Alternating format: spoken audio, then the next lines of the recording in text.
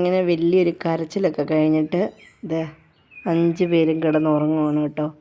നല്ല ഉറക്കമാണ്. ഒരാൾ എന്നെ ഇങ്ങനെ ചേർന്ന് കിടക്കുന്നുണ്ട്. ഉണ്ടോ?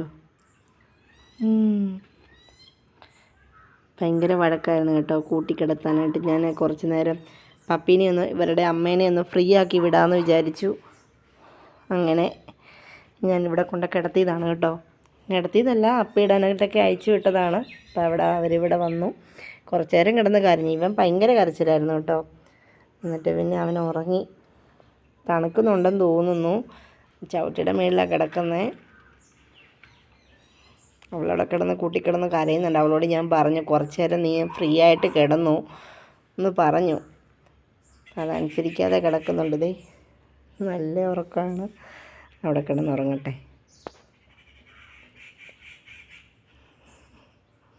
ഇവരെ കൊണ്ടുപോകുമ്പോഴാണ് ഗൈസിന് സങ്കടം വരുന്നത്.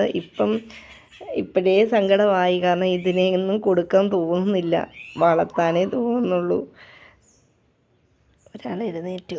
ഞാനിവിടെ ഇരുന്ന് ഒരുപാട് നേരം വർത്തമാനം പറയുന്നില്ല. അവരവിടെ കിടന്നുറങ്ങട്ടെ സുഖമായിട്ട്. അവരുടെ ഉറക്കത്തിൻ്റെ ടൈമാണല്ലോ. അവർ കിടന്നുറങ്ങട്ടെ. അപ്പം ശരി ഗൈസ്, പിന്നെ കാണാം. കട്ടിളപ്പടിയെ കിടന്നുറങ്ങും.